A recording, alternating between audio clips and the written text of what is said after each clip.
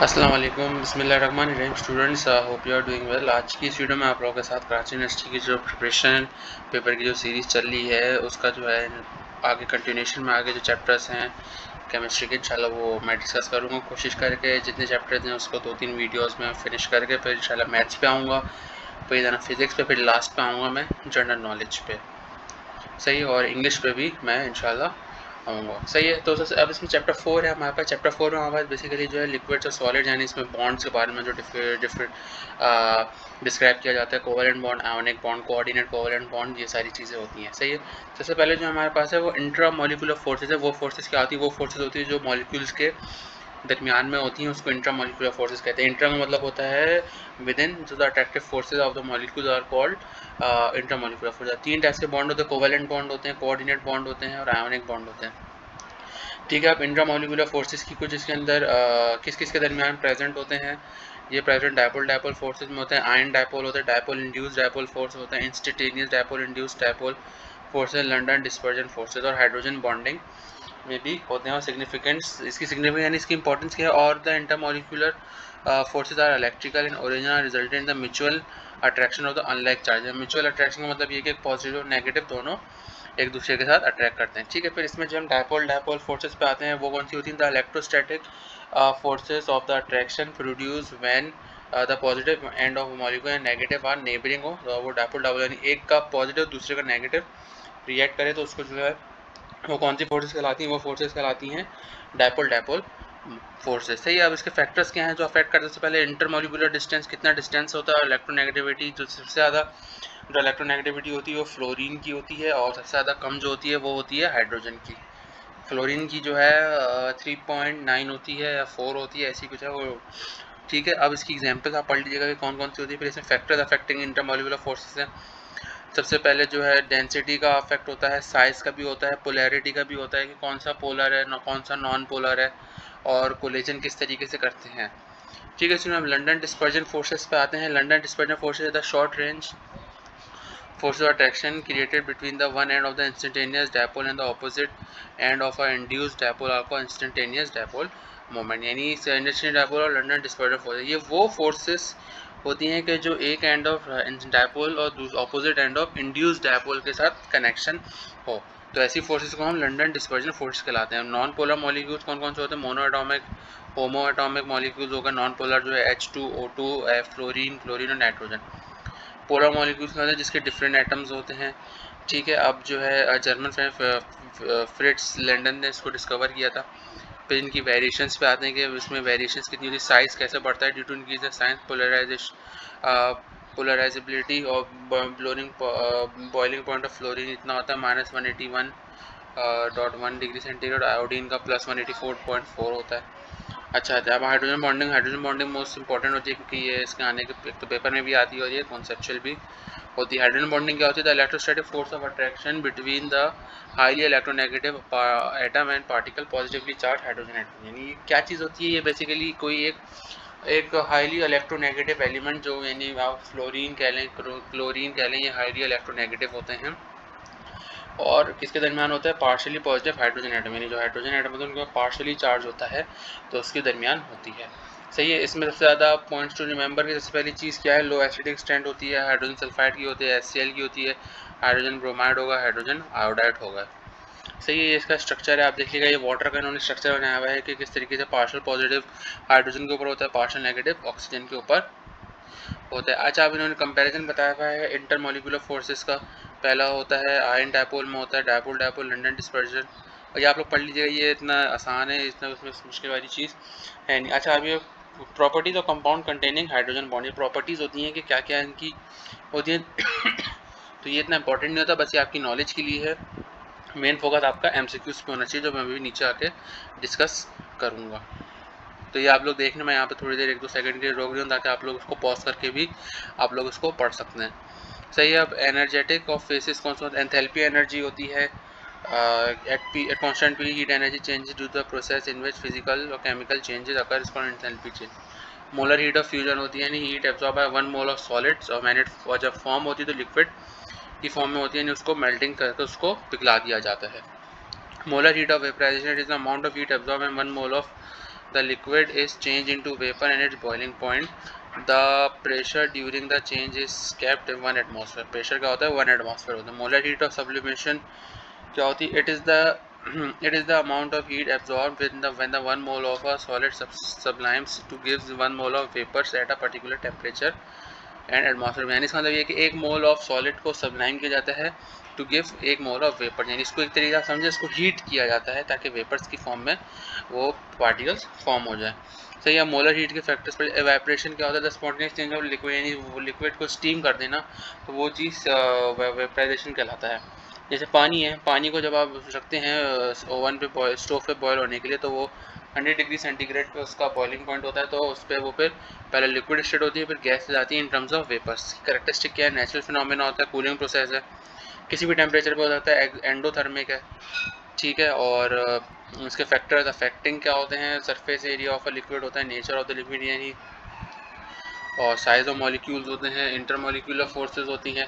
फिर इस पर जो है हमारे पास आता है वेपर प्रेशर। वेपर प्रेशर क्या होता है? The pressure exerted by the vapour of a liquid in equilibrium which is with its given liquid is called temperature. इसमें क्या, वेपर प्रेशर में सबसे मोस्ट इंपॉर्टेंट चीज़ होती है कि हमारे पास टेम्परेचर क्या होना चाहिए, और लिक्विड की जो हमारे पास कैटेगरी है कि लिक्विड कौन सी टाइप के इक्विलिब्रियम में होना चाहिए, ठीक है। अब इसमें फैक्टर्स हैं वेपर प्रेशर के, कौन कौन से फैक्टर्स अफेक्ट करते हैं? सबसे पहले तो साइज ऑफ द मॉलिक्यूल्स होता है, शेप ऑफ द मॉलिक्यूल होता है, और इंटर मॉलिक्यूलर फोर्सेस होती हैं। सही है। अब ये इसके पॉइंट्स टू रिमेंबर है कि वेपर प्रेशर ऑफ वाटर कितना होता है? 4.579 टॉरेट 0 डिग्री सेंटीग्रेड। सही है। ये अब इसके ये इंपॉर्टेंट है, बस इसको पढ़ लीजिएगा आप, ये इतने आसान है, तो आपको फॉर्मूला भी होगा। बॉइलिंग पॉइंट क्या होता है? The temperature at which the vapor pressure of liquid becomes equal to the external pressure is called boiling point। सही है। अब ये काइंड्स ऑफ फेज चेंजेस पढ़ लिया, अगर सॉलिड लिक्विड में कौन सी ट्रांजिशन होती है, लिक्विड गैस में सब्लिमेशन होती है, तो आपको पता है कि क्या होता है। फिर डायनामिक इक्विलिब्रियम होता है, यानी आइस को वाटर में चेंज करना है, यानी जब आइस को आप फ्रीजर से निकाल के रखते हैं, जब वो रूम टेम्परेचर पे आती है तो वो स्लोली मेल्ट होना शुरू हो जाती है, तो उसको डायनामिक इक्विलिब्रियम भी कहते हैं। लिक्विड क्रिस्टल्स क्या होते हैं? State that exist between two temperature, I melting of melting temperature और clearing temperature is called liquid. अच्छा, डिस्कवरी क्या थी? डिस्कवरी जो है इन्होंने बताया थी कि लिक्विड क्रिस्टल्स को किस तरीके से क्लियर लिक्विड में बनाया जाता है।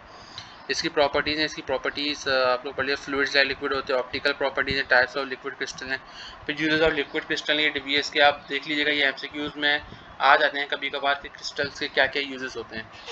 सही है स्टूडेंट्स। तो अब जो है हम लोग इसके चैप्टर नंबर सॉलिड्स पे आते हैं। पहले हम लिक्विड्स पे थे, सॉलिड्स पे जो टाइप्स ऑफ सॉलिड्स है। सही है। इसमें क्रिस्टलाइन सॉलिड्स होते हैं, अमॉर्फस सॉलिड्स होते हैं। इसमें ज्योमेट्रिक शेप का क्या होता है? हर सॉलिड का अलग शेप, अलग वॉल्यूम होता है। मेल्टिंग पॉइंट होता है, शार्प मेल्टिंग पॉइंट होते हैं। क्लेवेज पॉइंट्स यानी crystalline solid broken they do so long definite plane, यानी इनके प्लेन्स डिफाइन होते हैं। फिर इनका जो है सिमेट्री कितनी होती है? 360 होती है फेस एंगल, और इनका सिमेट्री एलिमेंट्स का होता है centre of symmetry, plane symmetry, axes symmetry. फिर हैबिट ऑफ क्रिस्टल के the shape of crystal usually growth is called habit of crystal. Isomorphism होता है कि जब दो डिफरेंट कंपाउंड एग्जिस्ट करें सेम क्रिस्टलाइन फॉर्म में, तो उसको आइसोमॉर्फिज्म कहते हैं। Na सोडियम नाइट्रेट और पोटेशियम नाइट्रेट, यानी ये दोनों ग्रुप 1A के हैं, तो सोडियम और पोटेशियम दोनों क्या क्रिस्टलाइन फॉर्म में एग्जिस्ट करते हैं। तो जैसे रोम्बोहाइड्रल है, ये क्रिस्टलाइन फॉर्म है। पॉलीमॉर्फिज्म इसमें क्या है? इसमें ये होता है कि वन क्रिस्टल होता है एक कंपाउंड का, जैसे इसमें सिल्वर नाइट्रेट है, तो ये रोम्बोहाइड्रल होता है, और ऑर्थोहाइड्रल भी होता है। एलोट्रॉपी पे आते डिफरेंट फॉर्म्स होती हैं, एक से ज़्यादा मोर क्रिस्टलाइन फॉर्म में एग्जिस्ट करना, जैसे कार्बन है, कार्बन के डायमंड होते हैं, ग्रेफाइट भी होते हैं, और बकी बॉल्स भी होती हैं। Elements exhibit in this phenomena. Transition temperature to crystalline form same substance can coexist in equilibrium which exist each other, यानी विद ईच अदर। तो इसको पढ़ लिया। यूनिट सेल आता है, यूनिट सेल क्या? क्रिस्टल लैटिस होता है which form in feature of crystal is called unit cell. Crystal and classifications हैं कि क्रिस्टल्स कितने टाइप की होती हैं, ये आप लोग पढ़ लिया। Cube, tetragonal, orthogonal, orthorhombic, trigonal, hexagonal, monoclinic, triclinic. ये इसके स्ट्रक्चर्स हैं, स्ट्रक्चर्स को सिर्फ आप देख लीजिएगा, ये एग्जाम एमसीक्यूज में बनाने के लिए नहीं आता, इससे पूछ दिया जाता है कि क्या क्या टाइप होता है स्ट्रक्चर का। फिर ये इंपॉर्टेंट है, फॉलो पॉइंट। NaCl का क्या होता है? लेटिस एनर्जी डायमंड का आता है। फिर इसमें जो है मेटेलिक सॉलिड्स हैं। ये थोड़ी लंबी है, मैं इसको इतना ज़्यादा डिस्कस नहीं करूँगा, बस इसको मैं यहाँ रोक दूंगा ताकि आप लोग से इसको पढ़ ले। कन्फ्यूजन है तो मुझसे कमेंट्स में आप लोग पूछ लीजिएगा, या व्हाट्सएप ग्रुप का भी लिंक मैंने डाला हुआ है, वो आप लोग इसके अंदर पूछ लीजिएगा, ठीक है। तो अभी मेरे पास मेन चीज़ आती है प्रैक्टिस एक्सरसाइज के जो क्वेश्चन आंसर्स हैं। सही है, तो इसमें हमारे पास नंबर 1 MCQs है। नंबर 1 हमारे पास है which of the following as the strongest intermolecular forces of attraction. तो इसका आंसर है number C iodine. Which has the strongest bonding in the solid state. सबसे ज़्यादा स्ट्रॉन्गेस्ट बॉन्डिंग सॉलिड स्टेट में किसकी होती है? नंबर डी की होती है NaCl sodium chloride. When substance move from solid to a liquid state, all of the following changes except कि जब सॉलिड को लिक्विड में चेंज किया जाता है तो एक चीज़ चेंज नहीं होती, बाकी सब चेंज हो जाती है। तो वो क्या चीज़ है? वो है kinetic energy of the molecule decreases. Kinetic energy decrease नहीं होती, काइनेटिक एनर्जी बढ़ती है। सही है। नंबर 4 पे आते हैं when atoms of the third layer are arrange in such a way that they directly lie above the atoms of the first layer called the arrangement। कौन सा अरेंजमेंट कहलाता है? ये मेरे पास AB हेक्स यानी जो हेक्सागोनल अरेंजमेंट होता है ये मेरे पास वो कहलाता है। नंबर 5 पे चलते हैं। In order to maintain the boiling point of water at 110 degree centigrade external pressure should be. External pressure क्या होना चाहिए? एक्सटर्नल प्रेशर इसके अंदर जो है ऑप्शन सी इसका करेक्ट आंसर है 765 टॉर होना चाहिए। नंबर 6 पे आते हैं। नंबर 6 मेरे पास क्या which one of the following is false for evaporation. Evaporation के फॉल्स कौन सा है? कंटिन्यूस, यानी इवेपरेशन कंटिन्यूस नहीं होती, फॉल्स है, यानी इवेपरेशन के वो क्या कंटिन्यूस नहीं होती। ठीक है, इसका है ऑप्शन बी 7 का vapour pressure of water eight 100 degree centigrade. Vapour pressure of water eight 100 degree centigrade कितना होता है? 760 मिलीमीटर Hg। नंबर 8 पे आते हैं। ऑप्शन बी इसका करेक्ट। नंबर 8 है विच one of the following does not show hydrogen bonding. कौन सा ऐसा कंपाउंड है जो नीचे है वो हाइड्रोजन बॉन्डिंग शो नहीं करता? तो इसका है डाइथाइल ईथर। ऑप्शन डी इसका करेक्ट है। नंबर 9 पे आते हैं। Liquid crystal is discovered by. Liquid crystal किसने डिस्कवर किए थे? लिक्विड क्रिस्टल डिस्कवर हमारे पास किए थे नंबर डी ब्रेविस ने। ऑप्शन डी इसका करेक्ट है। नंबर 10 पे आते हैं। Which one of the following the which one is the conductor but not a malleable. कौन सा कंडक्टर है लेकिन मेलिएबल नहीं है? तो नंबर 10 का मेरे पास आंसर है option C silver. Silver conductor है, यानी इससे इलेक्ट्रिसिटी पास हो जाती है लेकिन ये मेलेबल नहीं है। हाइड्रोजन बॉन्डिंग एक मिनट स्टूडेंट्स, सॉरी मैंने आपको गलत बता दिया है। विच one of the following is a conductor but not a malleable.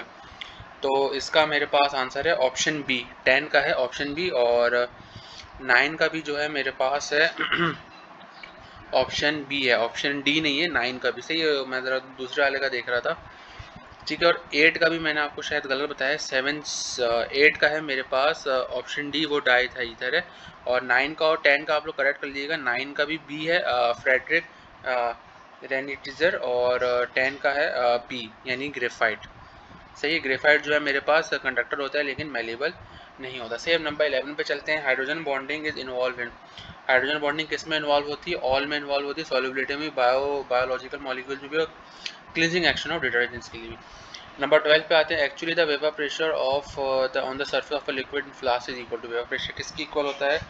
Vapour pressure equal होता है PA plus delta H। Option C इसका करेक्ट है। नंबर 13 पे आते हैं। फोर्सेज ऑफ अट्रैक्शन विच में be present between all kinds of atoms molecules are. कौन सी फोर्सेज होती हैं? वो मेरे पास वैन डर वाल्स फोर्सेज होती है। ऑप्शन सी इसका करेक्ट है। द डेंसिटी ऑफ वाटर में भी, डेंसिटी ऑफ वाटर क्या होती है? Greater than the ice, ice से ज़्यादा होती है। ऑप्शन बी इसका करेक्ट है। नंबर 15 पे आते हैं। नंबर 15 है the quantity of heat required to convert 1 mole of liquid into vapour at its boiling point is called molar heat of. कौन सी होती है? वो होती है molar heat of vaporisation. Option A इसका करेक्ट है। नंबर 16 पे आते हैं। Steam causes more severe burn than boiling water because it possesses. क्यों ज़्यादा बर्न करती है? क्योंकि लेटेंट हीट ऑफ वेपराइजेशन होती है। ऑप्शन बी इसका करेक्ट है। नंबर 17 पे चलते हैं। Water at maximum density. वो वाटर की मैक्सिमम डेंसिटी क्या होती है? ऑप्शन सी 4 डिग्री सेंटीग्रेड होती है। नंबर 18 पे आता है। Conversion of vapours back to is liquid is called. कौन सा प्रोसेस होता है? मेरे पास होता है कंडेंसेशन। नंबर 19 पे चलते हैं। 18 का ऑप्शन डी है। नंबर 19 पे चलते हैं। Formation of vapours from a surface of a liquid is called. Surface से लिक्विड बनाने का तरीका क्या होता है? वो मेरे पास होता है इवेपोरेशन। ऑप्शन बी इसका करेक्ट आंसर है। नंबर 20 पे चलते हैं। नंबर 20 है when water freezes 0 degree its density decreases due to. उसकी डेंसिटी क्यों डिक्रीज होती है? Empty space present between the ice. जाहिर सी बात है, वाटर जो है आइस की फॉर्म में फ्रीज होता है, तो उसके दरमियान, जब मॉलिक्यूल्स के दरमियान स्पेस कम होगी तो डेंसिटी भी, स्पेस खाली होगी तो डेंसिटी क्या है उसकी डिक्रीज होगी। तो इसका ऑप्शन सी करेक्ट है। नंबर 21 पे आते हैं। 21 है the attractive forces between the partial positive end of one molecule and partial negative end of other molecule is called. तो उसको कहते हैं डायपोल डायपोल फोर्सेज। ऑप्शन है इसका मेरे पास करेक्ट है। The boiling point increases down the zero group element due to. क्यों करते हैं zero group element due to? वैसे ऐसे करते हैं कि लंडन फोर्स की वजह से। ऑप्शन बी इसका करेक्ट आंसर। नंबर 23 की तरफ चलते हैं। Vapour pressure is not affected by. Surface area की वजह से वेपर प्रेशर अफेक्ट नहीं होता। ए इसका आंसर है। 24 पर चलते हैं। Rising of a wetting liquid in a capillary tube is due to. Liquid क्यों राइज होता है कैपिलरी ट्यूब में? वो इस वजह से होता है कि उसकी एडहेसिव फोर्सेस की वजह से। ऑप्शन सी इसका मेरे पास करेक्ट है। 25 है टेबल सॉल्ट क्रिस्टलाइज विद।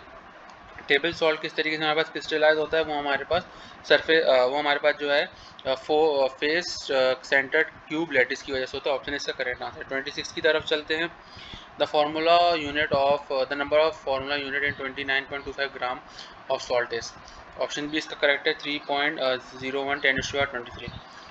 27 पे चले। During the process empty spaces between the particle become maximum. कौन सा प्रोसेस होता है? कंडेंसेशन का प्रोसेस होता है। तो 27 को ऑप्शन बी करेक्ट है। 28 पे चलते हैं। Liquid gets the shape of the container when it poured into it which one of the following reason justify. कौन सा रीजन जस्टिफाई करता है? ऑप्शन डी मेरे पास जस्टिफाई करता है। Liquid molecules can slide over each other. Liquid molecules एक दूसरे के ऊपर आ जाते हैं। Liquid do not have definite volume. Liquid का डेफिनेट वॉल्यूम होता है, डेफिनेट शेप नहीं होता। डेफिनेट शेप ठीक है। अच्छा, अब नंबर 29 की तरफ चलते हैं। नंबर 29 थोड़ा मेरे पास मिसप्रिंट हुआ हुआ है। इसका विच one of the following has a high volatility. तो इसका पहला वाला है मेरे पास डाई इथाइल एल्कोहल। तो ऑप्शन ए इसका मेरे पास करेक्ट है। नंबर 29 पे चलते हैं। मोलर यानी इसकी जो मोलर डेंसिटी होती है ऑफ अ वाटर इज कितनी? मॉलिक्यूलर डेंसिटी तो मेरे पास 30 का है। ऑप्शन ए 40 या मोलर डेंसिटी हम एनर्जी होगा इसमें, ठीक है, क्योंकि इसमें एनर्जी के यूनिट आ रहे हैं। तो इसका है 30 का। ऑप्शन है 40.7 किलो जूल पर मोल। सही है। 30 ठीक है। 30 का ऑप्शन ए मेरे पास करेक्ट है। 31 पे चलते हैं। If you provide a very high amount of heat to a liquid its boiling point will be remains constant. अगर हम उसको हीट प्रोवाइड भी करेंगे उसका जो बॉइलिंग पॉइंट है वो रिमेन कांस्टेंट रहेगा। 33 की तरफ 32 की तरफ चलते। क्रिस्टलाइट्स आर। क्रिस्टलाइट्स क्या होते हैं मेरे पास? एमॉर्फस सॉलिड होते हैं। ऑप्शन बी इसका करेक्ट है। सॉलिड में be made up of. Solid किससे बना हुआ होता है? सॉलिड मेरे पास जो है ए बी सी एटम से भी बना होता है, मॉलिक्यूल से भी बना होता है, आयन से भी बना होता है। तो ऑप्शन डी इसका मेरे पास करेक्ट है, A B and C. Malleable solid is one which can be. Malleable solid कौन सा होता है? वो मेरे पास होता है converted into a thin sheets. Option B इसका मेरे पास करेक्ट है। नंबर 35 पे आते हैं। Amorphous substance possesses. Amorphous substances क्या पोजेस करते हैं? No sharp melting point. उनके शार्प मेल्टिंग पॉइंट्स नहीं होते। 36 पे आते हैं। Crystalline solids can be identified easily into their sharping melting points. तो 36 का ऑप्शन है मेरे पास करेक्ट। 37 पे आते हैं। Boiling points of hydrocarbon increases with the increase in the number of carbon atom. It mainly due to क्यों increase होते हैं? वो होते हैं मोर स्टैटिन और लंडन फोर्स की वजह से होते हैं। Ice is dash crystal. Ice कौन सी क्रिस्टल होती है? आइस मेरे पास जो है मॉलिक्यूलर क्रिस्टल होती है। ऑप्शन बी इसका करेक्ट आंसर है। Select a pair of component which are isomorphic in nature. कौन से आइसोमॉर्फिक होते हैं? वो मेरे पास होते हैं option B MgO magnesium oxide and nitrogen and sodium sulphide NaF, sodium fluoride NaF। सही। The viscosity of solid is. Viscosity of solid क्या होती है? इनफाइनाइट होती है। ऑप्शन इसका मेरे पास करेक्ट है। अभी मेरे पास दी हुई A does not belong to B, B does not belong to C, तो alpha does not belong to beta, beta does not belong to gamma. 90 degree is represented by the crystal. ये कौन सी crystal होती है मेरे पास? Triclinic crystal होती है। Option B इसका correct answer. Phenomena in which a compound exist in two or more crystallite forms is called. दो से ज़्यादा फॉर्म्स होती है, कौन सी होती है? पॉलीमॉर्फिज्म होती है। ऑप्शन बी इसका मेरे पास करेक्ट है। वे solid are called true solid. कौन से सॉलिड जो ट्रू सॉलिड कहलाते हैं? वो मेरे पास ऑप्शन सी है, क्रिस्टलाइन सॉलिड्स को ट्रू सॉलिड कहते हैं। ऑप्शन 44 है। बाकी वो is a form of allotropic carbon की होती है। ऑप्शन बी इसका करेक्ट है। The number of amino acid units for each turn of helix on average are. Average कितने होते हैं? डी होते हैं और 27 होते हैं। ऑप्शन डी इसका करेक्ट है। Isomorphic substances have. Isomorphic substance के पास क्या होता है? उनके पास होता है different properties and different chemical properties, दोनों की प्रॉपर्टीज डिफरेंट होती है, केमिकल भी फिजिकल भी। 47 पे आते हैं, if a physical and chemical change take place at a constant pressure then the heat change process then the heat changes during the process. कौन सी प्रोसेस कहलाती है, वो मेरे पास कहलाती है एंथैल्पी चेंज कहलाती है। ऑप्शन सी इसका करेक्ट है। नंबर 48 पे आ रहा है, pressure during the molar heat of fusion is kept. Pressure क्या रखा जाता है, वो रखा जाता है मेरे पास 1 एटमॉस्फेरिक प्रेशर ही 1 atm। ऑप्शन बी इसका करेक्ट है। नंबर 49 पे आ रहे हैं, the amount of heat absorb when 1 mole of water when 1 mole of a liquid change into gas at boiling point. तो कौन सा वो होता है, वो मेरे पास होता है मोलर हीट। सी इसका मेरे पास करेक्ट है। नंबर 50 की तरफ आते हैं, the all the enthalpy changes are. Enthalpy changes क्या होते हैं मेरे पास, पॉजिटिव भी होते हैं नेगेटिव भी होते हैं। तो मे और मे नॉट बी ए और बी, पॉजिटिव भी होगा नेगेटिव भी होगा या दोनों नहीं हो सकते। ठीक है, तो यहाँ पे जो है चैप्टर 3 खत्म, चैप्टर 4 खत्म हो गया है। ठीक है स्टूडेंट्स, तो अब हम जो है चैप्टर नंबर 5 की तरफ आते हैं। चैप्टर नंबर 5 जो है हमारे पास एटॉमिक स्ट्रक्चर है। इसके अंदर हमें सारी जो डिस्कवरीज थी, Dalton's, Rutherford, discovery of electron, Heisenberg principle of uncertainty, Bohr's, इन सब चीज़ों के बारे में पढ़ेंगे। अब मैं इसको ब्रीफली ही करता जाऊँगा, इतना रुकूंगा नहीं, क्योंकि आपको पता है कि इलेक्ट्रॉन किसने डिस्कवर किए थे, विलियम क्रुक्स ने किए थे, जो इनकी डिस्चार्ज ट्यूब एक्सपेरिमेंट है जो बड़ा फेमस है। अच्छा, तो अब इसका प्रिंसिपल क्या था, गैसेस आर नॉन कंडक्टर है ordinary pressure, they can made conductor by decreasing pressure. अब इसका एक्सपेरिमेंट क्या था, डिस्चार्ज ट्यूब एक्सपेरिमेंट था, उसके अंदर उन्होंने वोल्टेज पास किया था। तो उसमें से जो है वोल्टेज की क्या वैल्यू थी, 5000 से 10,000 वोल्ट था, और cathode rays are nothing but electron. उसमें से रेस पास हुई, तो उससे ये पता चला था कि वो कौन सी रेज है, वो होती है मेरे पास कैथोड रेज होती है। इलेक्ट्रॉन्स, उसको बेसिकली इलेक्ट्रॉन्स का नाम दिया था। प्रॉपर्टीज ऑफ कैथोड रेज क्या था, चार्ज था, मोमेंट ऑफ था, मोड ऑफ मोमेंट था, मटेरियल पार्टिकल था, ईएम रेशो था, चार्ज टू मास रेशो था, पेनिट्रेशन पावर थी। ये सब आप लोग पढ़ लीजिएगा, ये आप लोगों को पता होगा। जे थॉमसन ने चार्ज पर डिस्कवर किया था कि पॉजिटिव प्लेट की तरफ जा रहा था तो नेगेटिव था। ठीक है, फिर ये सिंबल्स हैं अल्फा के, क्या बीटा, न्यूट्रॉन, और ये चार्जेस कौन कौन से होते हैं, प्रोटॉन पे, न्यूट्रिनियम पे। फिर प्रॉपर्टीज ऑफ पॉजिटिव रेज था, प्रॉपर्टीज ऑफ न्यूट्रॉन्स था कि पॉजिटिव रेज का क्या प्रोड्यूस होता है, लो प्रेशर होता है, और न्यूट्रॉन्स का होता है जब उसको बेरिलियम से उसको स्ट्रीम पास किया जाए अल्फा पार्टिकल्स को। चार्जेस पॉजिटिव होते हैं, न्यूट्रॉन न्यूट्रल होते हैं, तो इनके पास कोई चार्ज नहीं होते। ईएम रेशो होता है charge to mass ratio, similar electron होता है। फिर measurement of EM value of electron की वैल्यू उन्होंने कैसे मेजर की थी, ये इसके अंदर जो आपके अंदर ये आपको लेटर के फॉर्म में बना हुआ है। ईएम वैल्यू ऑफ इलेक्ट्रॉन जितनी होती है 5.686 10⁻⁻12 किलोग्राम पर कॉलम।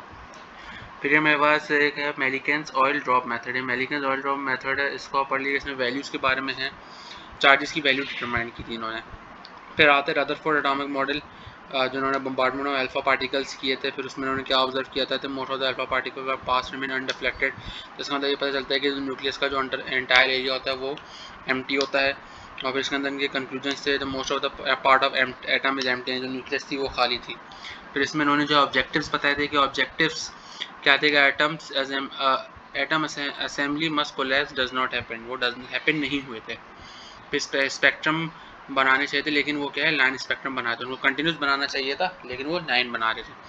फिर आता है प्लांक्स कांस्टेंट थ्योरी। 1990 में प्लांक्स ने थ्योरी दी थी, जिसमें उन्होंने उसमें वेव लेंथ, फ्रीक्वेंसी और wave number of photon of light का उन्होंने डिस्कवर किया था। फोटोन क्या होता है, टाइनी पार्टिकल्स है, टाइनी पैकेट्स ऑफ एनर्जी कहते हैं उसको, फोटॉन्स कहते हैं।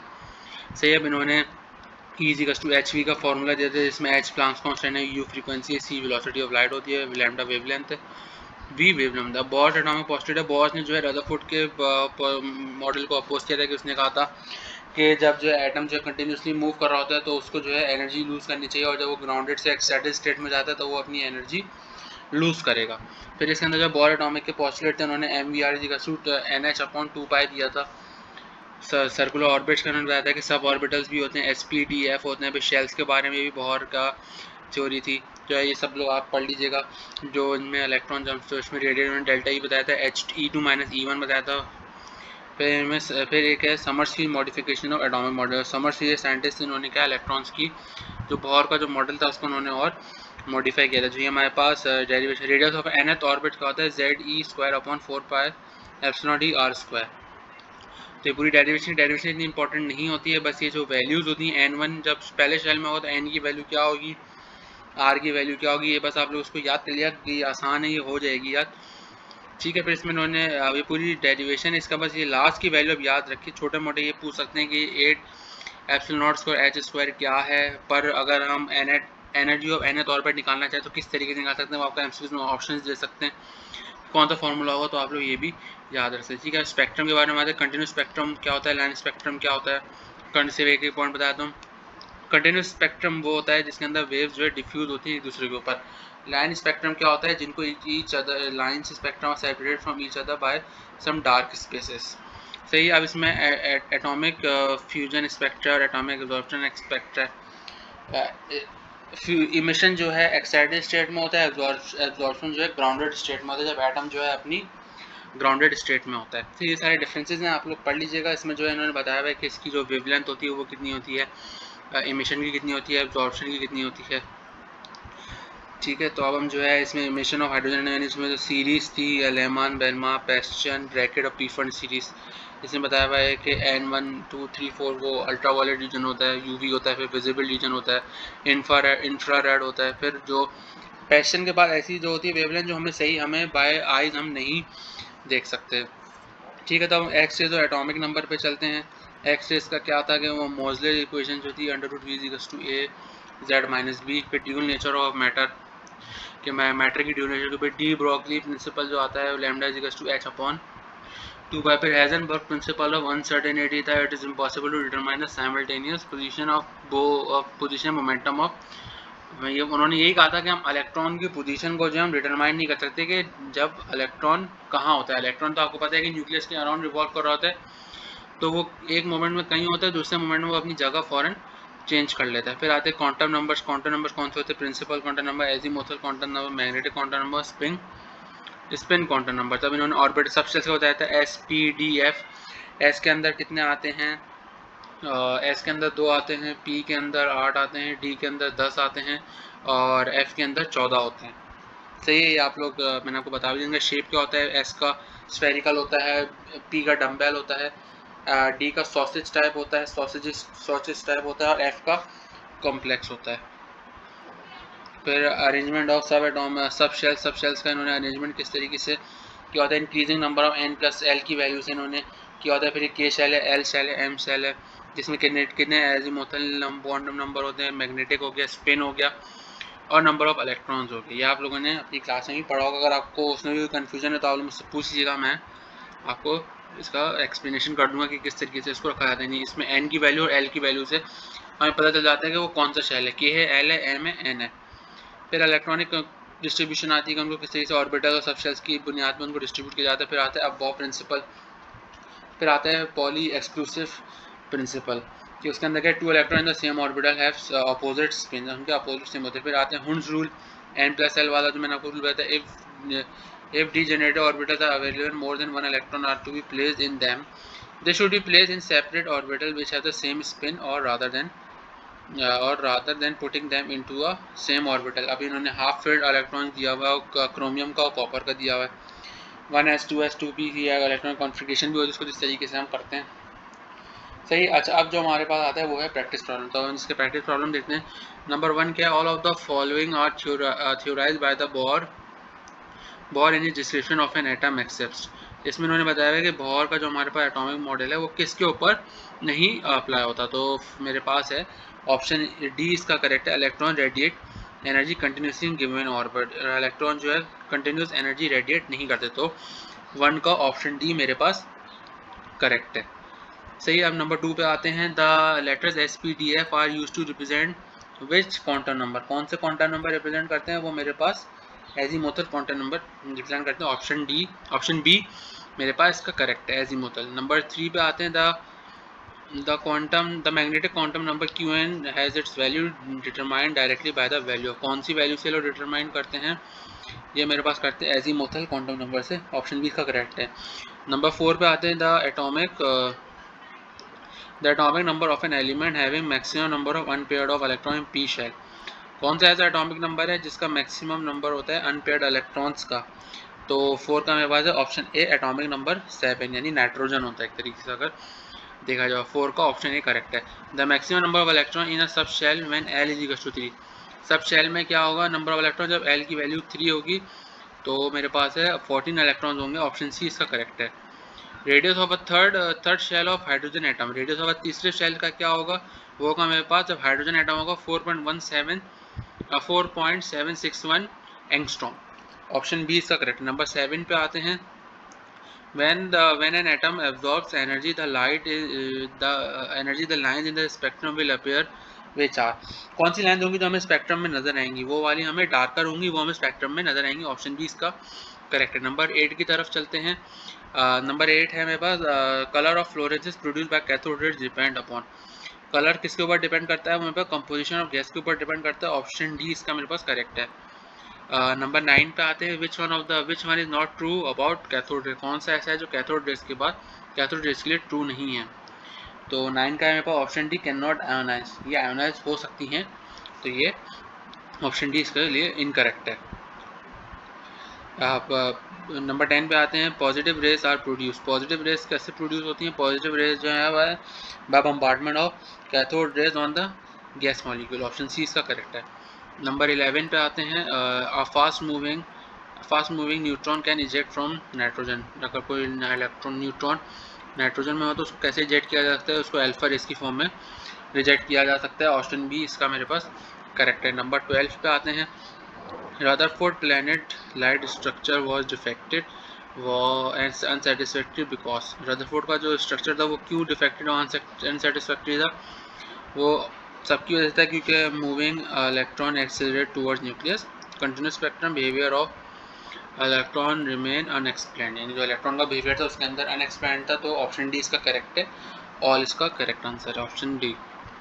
नंबर 13 पे आते हैं। The relationship between the energy of a photon of a light and its frequency is given by, कैसे दिया जाता है, वो दिया जाता है मेरे पास Planck's quantum theory. Option C मेरे पास करेक्ट है। नंबर 14 पे आते हैं। The splitting of spectral lines when atom is subjected to the magnetic field is called, उसको कहते हैं जीमेंस इफेक्ट। ऑप्शन ए मेरे पास इसका करेक्ट है। The velocity of a photon, velocity of the photon किसके ऊपर डिपेंड करती है, वो डिपेंड करती है is independent of wavelength. Option A इसका करेक्ट। नंबर 16 पे आते हैं। Which one of the following explain the shape of orbitals. Option B इसका करेक्ट है। Azimuthal quantum number. नंबर 17 पे आते हैं। Atom can not be divided into simple units theorized by, किस सिंपल यूनिट में किस डिवाइड नहीं हो सकता, ये किसने कहा था, ये कहा था डेल्टन ने। ऑप्शन बी करेक्ट है। नंबर 18 पे आते हैं। सॉरी नंबर 18 पर चला गया। Number 18 pressure in a gas discharge tube was kept, discharge tube में प्रेशर कितना रखा गया था, 0.01 टॉ रखा गया, तो ऑप्शन डी करेक्ट है। नंबर 19 पे आते थे। Number of fundamental principle in an atom of the highest isotope in a carbon are, carbon में कितने होते हैं फंडामेंटल पार्टिकल्स, वो होते हैं मेरे पास 18। ऑप्शन सी इसका करेक्ट है। नंबर 20 पे आते हैं। Angle deflection was study bye, angle deflection किसने स्टडी किया था, जे पेरिन ने किया था। ऑप्शन डी इसका करेक्ट आंसर है। नंबर 21 पे चलते हैं। Increase in atomic number is observe by, increase in atomic number कैसे ऑब्जर्व करते हैं, बीटा एमिशन, जो बीटा रेज मेरे पास इमिट होती है। ऑप्शन बी इसका करेक्ट है।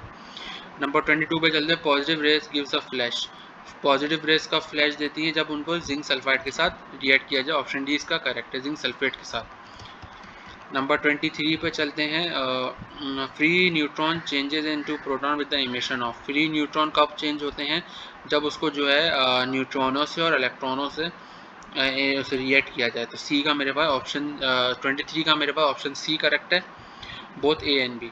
The value of E charge to mass ratio of an electron, charge to mass ratio of electron की क्या वैल्यू होती है, 1.7588 10⁻11 कोलम पर किलोग्राम। ऑप्शन डी मेरे पास करेक्ट है। 25 पे आते हैं। Charge of an electron is measured by, charge of electron किसने मेजर किया था, मेलिकन ने मेजर किया था।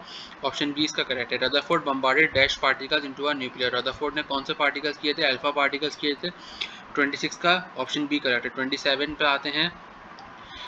Planks theory says that energy is emitted in discontinued manner, तो 7 और 27 का मेरे पास ऑप्शन बी करेक्ट है। 28 पे आते हैं। Angular momentum of an electron, angular momentum किस तरीके से देते हैं, NH/2π। ऑप्शन डी इसका मेरे पास करेक्ट है। Second orbit is dash away from nucleus of hydrogen atom as compare to the first orbit is, कितने टाइम्स होता है वो, यानी अगर देखा जाए तो वो मेरे पास 4 टाइम्स होता है। ऑप्शन सी करेक्ट आंसर है। नंबर 30 पे आते हैं, the maximum number of orbital present in the sub shell that is represented by azimuthal quantum number n is equal to 3 will be, वो होंगे 7। D is the correct answer, option D. Number 31 पे आते हैं, the correct electronic configuration of copper, copper की electronic configuration मेरे पास correct क्या है, ऑप्शन सी AR 3D10 और 4s1। AR यानी इसके अंदर इन्होंने आर्गॉन का इलेक्ट्रॉनिक कॉन्फ़िगरेशन दी हुई है, आर्गॉन का एटॉमिक नंबर 18 होता है, तो इस हिसाब से आपको जो इलेक्ट्रॉनिक कॉन्फ़िगरेशन जो आर्गॉन की होगी 18 तक वो आप इससे करेंगे, बाकी आप इसको आगे ज्वाइन कर दें, यानी 1s2 2s2 2p6 3s2 3p6 4s2, इस तरीके से करेंगे तो 18 आपका हो जाएगा। ठीक है, तो ऑप्शन सी इसका करेक्ट है। 32 पे आते हैं, Pfund series are produce in spectrum of hydrogen atom, तो इसका करेक्ट आंसर है option D, when atom jumps from 5th orbit. Atom क्या है, जंप फ्रॉम 5th ऑर्बिट में करता है, तो पी-फंड सीरीज हमारे पास प्रोड्यूस होती है। नंबर 33 पे आते हैं, एटम और atomic orbitals have same energy are called degenerated orbitals, option A मेरे पास करेक्ट है। Sommerfeld modification in Bohr model is, Sommerfeld's जो मॉडिफिकेशन जो कहती है ऑर्बिट इज इलिप्टिकल, यानी ऑर्बिट के एलिप्स की इलिप्टिकल होता है। नंबर 35 पे आते हैं, when electrons collide with heavy metals then dash are produce, क्या प्रोड्यूस होती हैं, एक्स-रेज प्रोड्यूस होते हैं। 35 को option C is the correct. Number 36 पे आते हैं, Planck's equation is, Planck's equation कौन सी होती है, प्लैंक्स इक्वेशन मेरे पास है E = hv, तो ऑप्शन सी मेरे पास करेक्ट है। 37 पे आते हैं, atom with higher atomic number produces X-rays, किसका होता है, जो उसकी वेवलेंथ हमारे पास क्या होती है, शॉर्टेज होती है, shorter wavelength, option A correct है।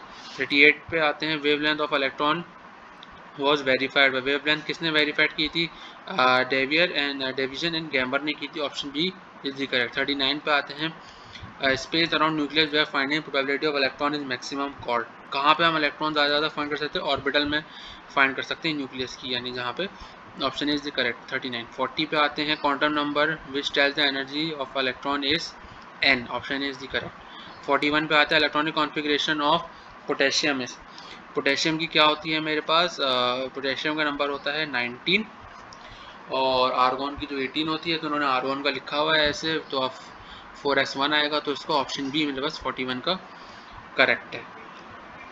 42 है, dash can expel protons and from paraffins, कौन है जो प्रोटॉन्स को पैराफिन्स में से निकाल लेता है, option C neutron is the correct answer. 43 Millikan use dash in atomiser, क्या यूज़ किया था उसने, उसने जो है यूज़ किया था ऑयल यूज़ किया था, option C is the correct. Centrifugal force are balance in atom by, centrifugal force atom के अंदर कैसे बैलेंस्ड होती है, वो बैलेंस्ड होती है अट्रैक्टिव फोर्स की वजह से, option A is the correct.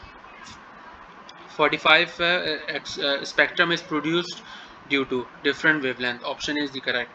When 46 पे आते हैं, when 6d orbital is complete the entering electrons goes into, जब 6 ऑर्बिटल है तो एंट्रिंग इलेक्ट्रॉन्स किसके अंदर जाते हैं, एंट्रिंग इलेक्ट्रॉन्स जाते हैं 7p के अंदर, p ऑर्बिटल के अंदर जाते हैं, option C is the correct. सही है। 47 पे आते हैं, when electron jump from orbit 1 then the series obtain, जब 41 जो सॉरी ऑर्बिट 1 में जाता है तो वो लेमन सीरीज होती है, ऑब्वियसली बात है फर्स्ट हमेशा लेमन सीरीज होती है, ऑप्शन इज द करेक्ट। 48 पे आते हैं, neutron moving with an energy 1.2 with energy 1.2 MeV electron volt are called, कौन से होती है वो होती है फास्ट न्यूट्रॉन होता है, ऑप्शन इज द करेक्ट।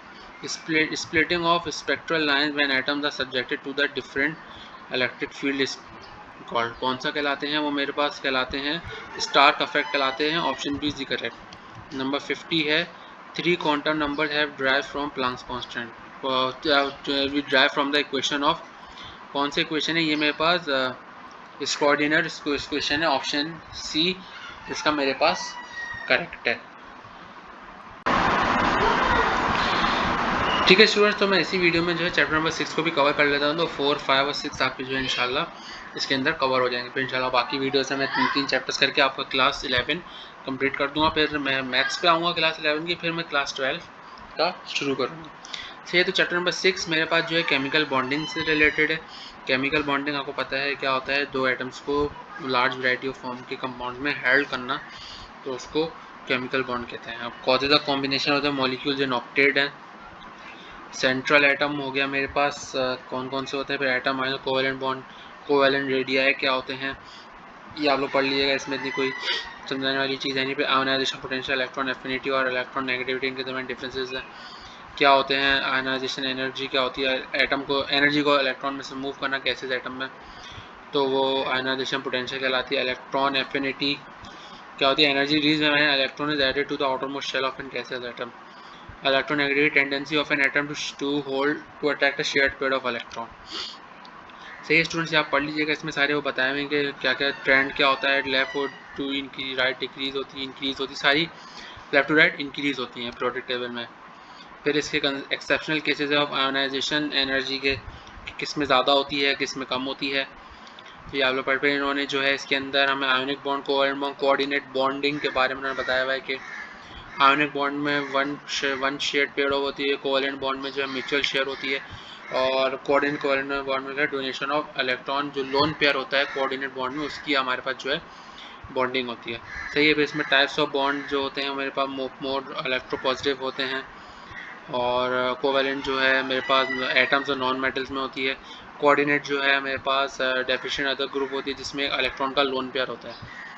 ठीक है। अब इन्होंने प्रॉपर्टीज़ बताई हुई कोवेलेंट कंपाउंड्स और आयोनिक कंपाउंड्स, क्या होती है, कंडक्टिविटी है, अलाइनमेंट है, रिएक्टिव रेट है, सॉल्युबिलिटी है। सही है। अब इन्होंने कोवेलेंट बॉन्ड बताया हुए, पोलर क्या होते हैं, नॉन पोलर क्या होते हैं, मैं बता देता हूँ। Polar covalent bond, non polar वो होता है जिसके अंदर जो दो डिसिमिलर एटम्स होते हैं जिनकी इलेक्ट्रोनेगेटिविटी का डिफरेंस दोनों के दरमियान 1.7 होना चाहिए। और नॉन पोलर क्या होते हैं, जिनके अंदर सिमिलर एटम्स होते हैं, उसका इलेक्ट्रोनेगेटिविटी को हम नेग्लिजिबल यानी कंसिडर ही नहीं करते। ठीक है। इसमें जो है फिर the share pair of electrons is equally attracted by the two bonded nucleus, equally attracted होते हैं इसके अंदर के, और पोलर के अंदर अनइक्वली होते हैं। सही है। वैलेंस शेल का कॉन्सेप्ट है, रिपल्जन थ्योरी इन्होंने बताई हुई, VSEPR जो मेथड होता है मेरे पास, लोन पेयर वाला है इसके अंदर। फिर इंट्रोडक्शन किसने किया था इसका, सिडविक ने, पोवेल और नेवलम और गिलेस्पी ने। फिर इसके पोस्टुलेट्स हैं, फिर इसके लिमिटेशंस हैं कि क्या इसके अंदर इन्होंने लिमिटेशन VSEPR थ्योरी किस पे अप्लाई होती है। फिर इन्होंने यहाँ पे इलेक्ट्रॉन का अरेंजमेंट बताया हुआ है कि क्या अरेंजमेंट, ट्राइगोनल, प्लेनर, टेट्राहाइड्रल। फिर वैलेंस बॉन्ड थ्योरी VBTR होता है, इसके अंदर VBT होती है। सिग्मा बॉन्ड पाई बॉन्ड क्या होता है, sigma bond pi bond important होता है, ये आता है the bond form by linear overlapping of two half-filled atomic orbitals of adjacent atom, and atomic orbital adjacent atom के होते हैं वो सिग्मा बॉन्ड बनाते हैं। और पाई बॉन्ड के साइड वाइज होते हैं, जो साइड के जो दो ओवरलैपिंग बॉन्ड होते हैं पैरेलल एटॉमिक ऑर्बिटल के, वो पाई बॉन्ड बनाते हैं। सही। अब इन्होंने formation of some important compounds दिया हुआ है कि कौन कौन से कंपाउंड्स के अंदर फॉर्म होते हैं। ठीक है। तो अब जो है इसके अंदर स्ट्रक्चर आ गए, जो हाइब्रिडाइजेशन होती है, sp2 sp3। हमेशा याद रखिएगा जो sp2 वाली sp3 सिंगल बॉन्ड होती है, sp2 जो है डबल होती है, और sp जो है ट्रिपल बॉन्ड होती है। ये सारे इन्होंने बताए हुए हैं कि बॉन्ड ऑर्डर के कौन सा है। फिर बॉन्ड एनर्जी आती है, फिर बॉन्ड लेंथ के बारे में इन्होंने बताया हुआ है कि the distance between the nuclear of two forming atoms of covalent bond. फिर उन्होंने बताया हुआ है कि हाइब्रिडाइजेशन कौन कौन सी टाइप की किस्में होती है, एप्लीकेशन और फिर डायपोल मोमेंट आ गई इसके अंदर। ये सारे मैं इसलिए इसको स्किप कर रहा हूँ कि ये आप लोगों को पता होगा, मेरा फोकस MCQs पे। ठीक है। तो अब इसके MCQs शुरू हो गए, तो इसके अब हम MCQ डिस्कस करते हैं। ठीक है। तो इसका पहला MCQs है मेरे पास, the relative attraction of nuclei for the electrons in a chemical bond is called, तो वो मेरे पास कहलाता है electronegativity. Option C is the correct. The ionisation energy generally increases from left to right in the period, कब increase होती है, left to right in the period, तो option A is the correct. Number 3, which of the following have a highest value of electron affinity, किसकी जो highest value of electron affinity होती है, option B is the correct, chlorine. Which type of bond is form by overlapping of p orbital, p orbital को overlapping करने से कौन सा होता है, पाई बॉन्ड भी होता है, सिग्मा बॉन्ड भी होता है, option C both is the correct. The octet rule does not allow hold for which of the following atom, octet rule किस पे अलाउ नहीं होता, वो मेरे पास है P फॉस्फोरस पे अलाउ नहीं होता, D is the correct. Which of the solid does not contain covalent bond, ऐसा कौन सा सॉलिड है जिसके अंदर कोवेलेंट बॉन्ड नहीं होता, तो इसका आंसर है copper, option A is the correct. Which of the following is the best explanation that CO2 is a non polar, इन चारों ऑप्शन में से कौन सा बेस्ट है जो ये बता सके कि CO2 is a non polar, तो इसका ऑप्शन है dipole moment is zero. Dipole moment जो कार्बन डाइऑक्साइड होता है उसमें जो है हमेशा ज़ीरो होती है। ऑप्शन बी जिक्र है। Shielding affect across the period, shielding effect जो होती है पीरियड के अक्रॉस वो क्या होती है, कांस्टेंट होती है। Option D, option C is the correct. Number 9, which one is not the absolute term of the element, कौन सी है जो absolute term of the element नहीं है, वो है मेरे पास electronegativity. Option C is the correct. Which number 10 पे आते हैं, which one has a maximum number of unpaired electrons, किसके ज़्यादा नंबर ऑफ अनपेयर्ड इलेक्ट्रॉन होते हैं, ऑप्शन बी Y7 के। The molecule having a pi bond, molecule जिसका pi bond होता है वो कौन है, O2, option C is the correct. When two lone pair and two bond pair are around the central atom, radiations in the bond angle is up to, radiation in the bond angle, reduction in the bond angle कितनी होती है, वो मेरे पास होती है 104.5 degree, option B correct है। Number 13 पे आते हैं, the in oxygen in O2 each oxygen is hybridize by an, इसके अंदर कौन सी हाइब्रिडाइजेशन होती है, ऑक्सीजन में हमेशा sp2 हाइब्रिडाइजेशन होती है, option B is the correct. Molecular orbitals are filled according to, molecules जो ऑर्बिटल होते हैं वो किसके अकॉर्डिंग फिल होते हैं, एवरी अबॉव प्रिंसिपल में भी होती है, पॉली एक्सक्लूसिव प्रिंसिपल भी होता है, हुंस रूल भी होता है, तो इसका ऑप्शन डी करेक्ट है 14 का। 15 का मेजरमेंट और degree of polarity is dipole moment, 15 का है ऑप्शन डी।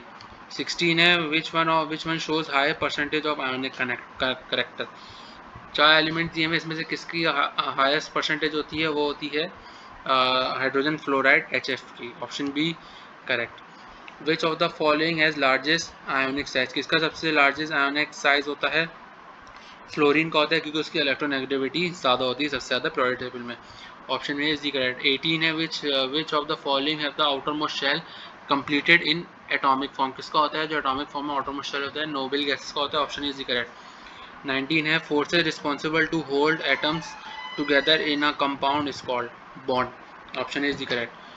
20 का है मेरे पास, energy of atom is in compound is lesser than individual, option B is the correct. 21 पे आते हैं, in a period the atomic radii, period में एटॉमिक रेडियाई क्या होता है, डिक्रीज होता है, option B is the correct. An atom loses और gains electron to, atom electron को लूज करते हैं, गेन भी करते हैं, all are accurate justification, option D is the correct. Number 22 पे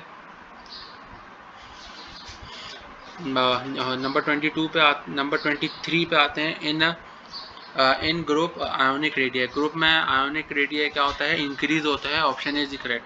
24 है, energy required to remove electron from his atom, वो कौन सी होती है, IP होती है, ionisation potential, option A is the correct. Number 25 है मेरे पास, factors which is not responsible for the variation of ionisation energy down the group, कौन से फैक्टर्स होते हैं जो रिस्पॉन्सिबल नहीं होते, वो होते हैं nature of orbital, option C is the correct. Number 26 पे आते हैं, greater shielding effect corresponds to ionization energy value, कौन सा होता है जब ग्रेटर शेल्डिंग अफेक्ट जो आयोनाइजेशन एनर्जी क्या होती है वो भी मेरे पास लेसर हो जाती है, तो ऑप्शन बी इसका करेक्ट है। 27 पे आते हैं, elements having high IP values, element जिनकी IP वैल्यू हाई होती है वो कौन से होते हैं, वो होते हैं मेरे पास non metals, option B is correct. Number 28 पे आते हैं, एनर्जी रिलीज और absorb when electrons are added into atom, कौन से होते हैं एडेड इनटू एटम में, वो होते हैं मेरे पास इलेक्ट्रॉन एफिनिटी में होते हैं, option C is correct. Number 29 पे आते हैं, in period electronegativity from left to right क्या होती है मेरे पास, इंक्रीज होती है, ऑप्शन इज करेक्ट। नंबर 30 पे आते हैं, ionic bond is produce after complete transfer of, ionic bond कैसे कंप्लीट होता है, बाय ट्रांसफर ऑफ इलेक्ट्रॉन्स से, option C is correct. Number 31 पे आते हैं, 31 पे, elements of group 1 and 2A are electronegative, option A इसका करेक्ट है। नंबर 32 पे आते हैं, bond which will be ionic when electron negativity difference of bond pair equal to 1.7, तो 32 का मेरे पास एक मिनट स्टूडेंट्स, 31 का ऑप्शन बी है, इलेक्ट्रो पॉजिटिव होते हैं इलेक्ट्रो नेगेटिव नहीं होता, 32 का भी जो है मेरे पास ऑप्शन बी है, ग्रेटर देन 1.7 होते हैं, इक्वल नहीं होते। से नंबर 33 पे आते हैं, नंबर 33 पे, mostly ionic compound of produce in between of element, ionic compound किसके दरमियान प्रोड्यूस होते हैं, 1A 2A और 7A के दरमियान होते हैं, सही, ऑप्शन बी इसका करेक्ट है। नंबर 34 पे आते हैं, 34 पे है, which of the following pair has a polar covalent bond, तो इसका मेरे पास है ऑप्शन है hydrogen fluoride HF। The Lewis acids are ionic deficient, option A इसका करेक्ट है 35 का। 36 का है मेरे पास 36 है sharing of one pair of electron by one species form. Sharing of one electron कहाँ होती है, वो मेरे पास होती है कोऑर्डिनेट कोवेलेंट बॉन्ड में होती है, option D is the correct of 36। 37 पे आते हैं bond angle in water molecule. Bond angle in water molecule कितना होता है, 104.5 डिग्री होता है, option B is the correct. 38 पे आते हैं the geometry of ammonia. Ammonia की ज्योमेट्री कैसी होती है, वो मेरे पास होती है ट्राइगोनल पैरामाइडल, पिरामिड की तरह होती है यानी, option D is the correct. 39 पे आते हैं orbital of the same energy produces or mixing orbital of different energy are called, वो होते हैं हाइब्रिड ऑर्बिटल। 39 का option D is the correct. Number 40 पे आते हैं by combining n orbit atomic orbital number of hybrid orbitals will be. N orbitals combine hybrid orbital कितने हो जाएंगे, एन ही रहेंगे, option A B is the correct. Number 41 पे आते हैं। नंबर 41 मेरे पास है इन sp3 हाइब्रिडाइजेशन। sp3 हाइब्रिडाइजेशन में क्या होता है, 1p and 3s orbitals are involve, option B is the correct of 41। Number 42 पे आते हैं geometry of simple molecule having sp3 orbit is tetrahedral, option D is the correct. Number 43 पे आते हैं। 43 geometry of molecule which with a pyramidal if the outer most shell of central atom has 3 bond pair and 1 lone pair, option A is the correct 43 का। 44 पे आते हैं pi bond are produce by overlapping of unhybrid orbitals, option B option A is the correct. 45 पे आते हैं। 45 पे according to VSEPR theory model the geometry of a molecule having 5 bond pair in outermost shell, जो 5 bond pair in outermost shell होंगे तो उसकी geometry क्या होगी, उसकी ज्योमेट्री होगी मेरे पास ट्राइगोनल बाय पैरामाइड, यानी 2 पैरामिड्स की तरह उसकी ज्योमेट्री होगी। नंबर 46 पे आते हैं in molecular orbital which have greater energy than atomic orbital is called, वो क्या कहलाते हैं, वो मेरे पास कहलाते हैं anti bonding molecular orbital, option B is correct. 47 पे आते हैं molecular orbital which have energy greater than the atomic orbitals are called, 46 का ऑप्शन बी है। 47 unpaired electron in molecule gives paramagnetic character, 47 का ऑप्शन बी इज करेक्ट।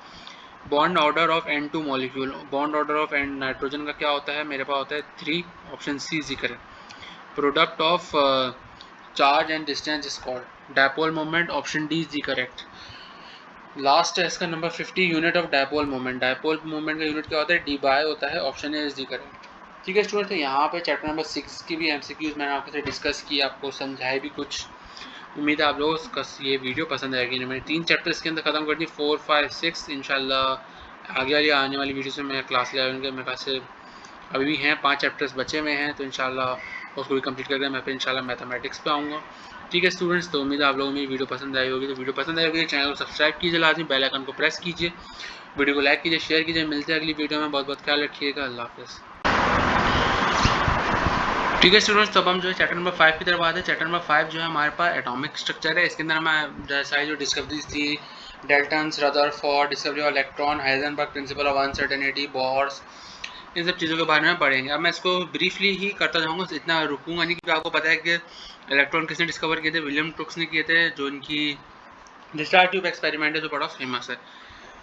अच्छा, तो अब इसका प्रिंसिपल क्या था, गैसेस आर नॉन कंडक्टर है ordinary pressure, they can made conductor by decreasing pressure. अब इसका एक्सपेरिमेंट क्या था, डिस्चार्ज ट्यूब एक्सपेरिमेंट था, उसके अंदर उन्होंने वोल्टेज पास किया था।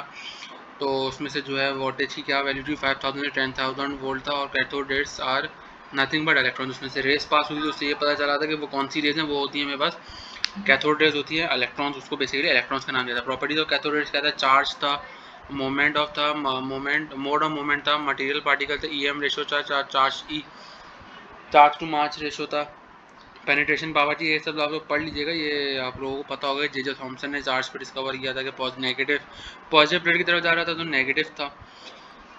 ठीक है, फिर ये सिंबल हैं अल्फा के, क्या बीटा, न्यूट्रॉन, और ये चार्जेस कौन कौन से होते हैं, प्रोटॉन पे, न्यूट्रिनियम पे। फिर प्रॉपर्टीज ऑफ पॉजिटिव रेज था, प्रॉपर्टीज ऑफ न्यूट्रॉन्स था कि पॉजिटिव रेज का क्या प्रोड्यूस होता है, लो प्रेशर होता है, और न्यूट्रॉन्स का होता है जब उसको बेरिलियम से उसको स्ट्रीम पास किया जाए अल्फा पार्टिकल्स को। चार्जेस पॉजिटिव होते हैं, न्यूट्रॉन न्यूट्रल होते हैं। तो इनके ऊपर कोई चार्ज नहीं होते। EM रेशो तो होता है charge to mass ratio, similar electron होता है। फिर measurement of EM value of electron की वैल्यू उन्होंने कैसे मेजर की थी, जिसके अंदर जो आपके अंदर ये आपको लेटर के फॉर्म में बना हुआ है, EM वैल्यू ऑफ इलेक्ट्रॉन जितनी होती है 5.686 10⁻12 किलोग्राम पर कॉलम। फिर ये मेरे पास एक है मेलिकेंस ऑयल ड्रॉप मेथड। ये मेलिकेंस ऑयल ड्रॉप मेथड है, इसको पढ़ लीजिए। इसमें वैल्यूज़ के बारे में है, चार्जेस की वैल्यू डिटरमाइन की थी इन्होंने। फिर आते रदरफोर्ड एटॉमिक मॉडल, जिन्होंने बम्बार्डमेंट ऑफ अल्फा पार्टिकल्स किए थे। फिर उसमें उन्होंने क्या ऑब्जर्व किया था, most of the alpha particle pass remain undeflected. जिसका मतलब ये पता चलता है कि न्यूक्लियस का जो एंटायर एरिया होता है वो एम्प्टी होता है। और फिर इसके अंदर इनके कंक्लूजन्स थे, most of the part of atom is empty, जो न्यूक्लियस थी वो खाली थी।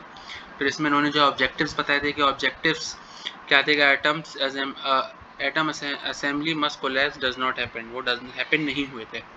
फिर स्पेक्ट्रम बनाने चाहिए थे, लेकिन वो क्या है, लाइन स्पेक्ट्रम बनाए थे। उनको कंटिन्यूस बनाना चाहिए था, लेकिन वो लाइन बना रहे थे।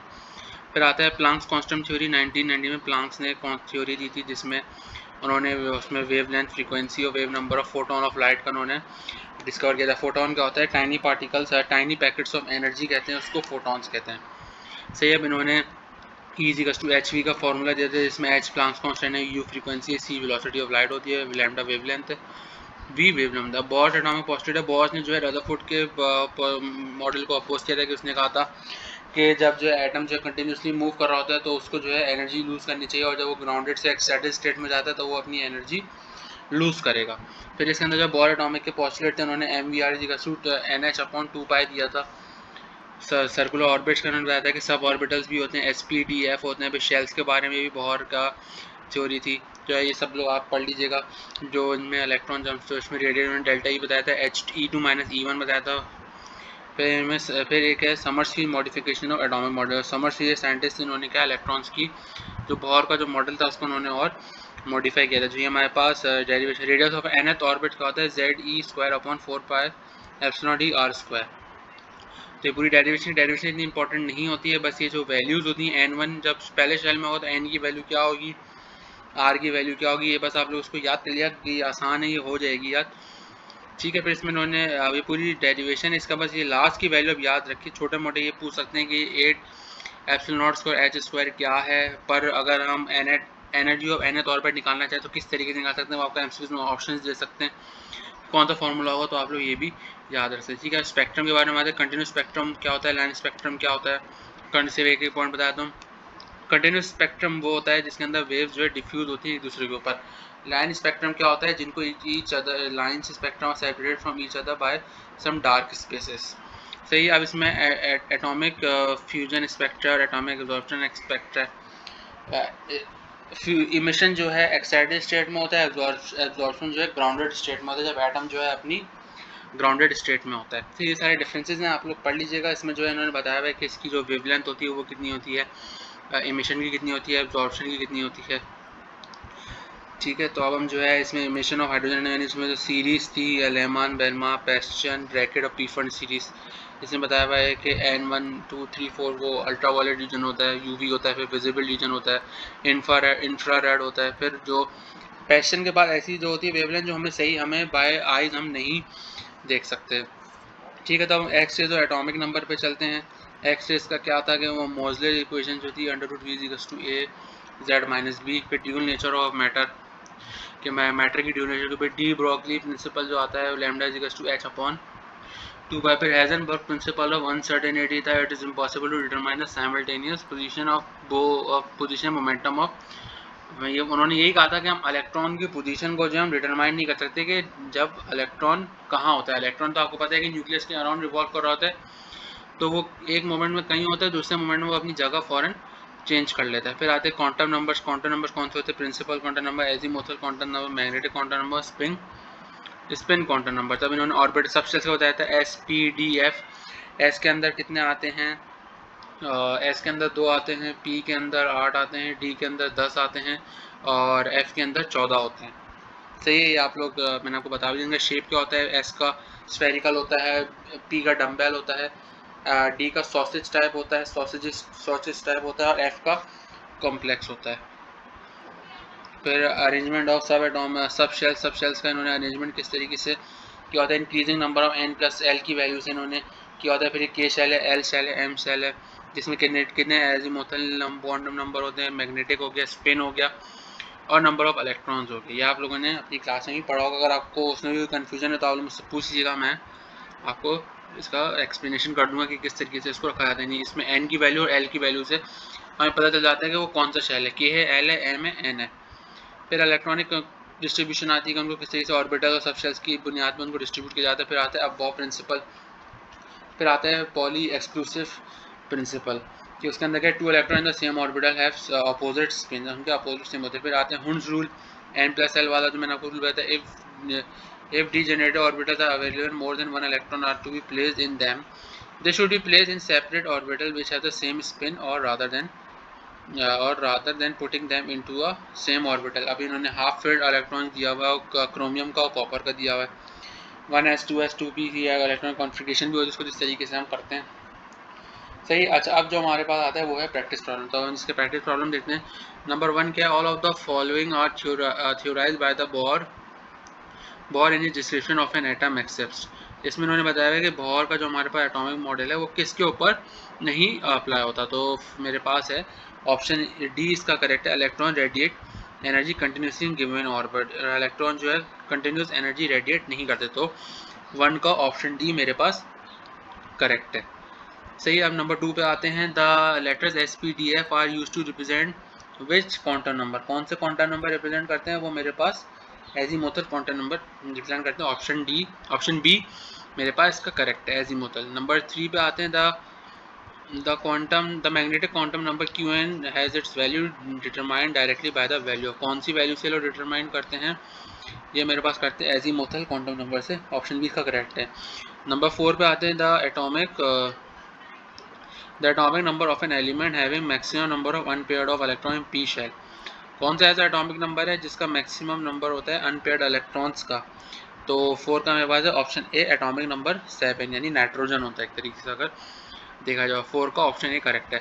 The maximum number of electron in a सब shell when l is equal to 3, सब शेल में क्या होगा, नंबर ऑफ इलेक्ट्रॉन जब l की वैल्यू 3 होगी तो मेरे पास है 14 इलेक्ट्रॉन्स होंगे, ऑप्शन सी इसका करेक्ट है।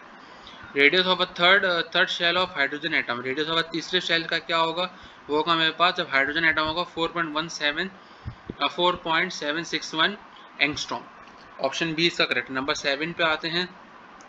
when an atom absorbs energy, the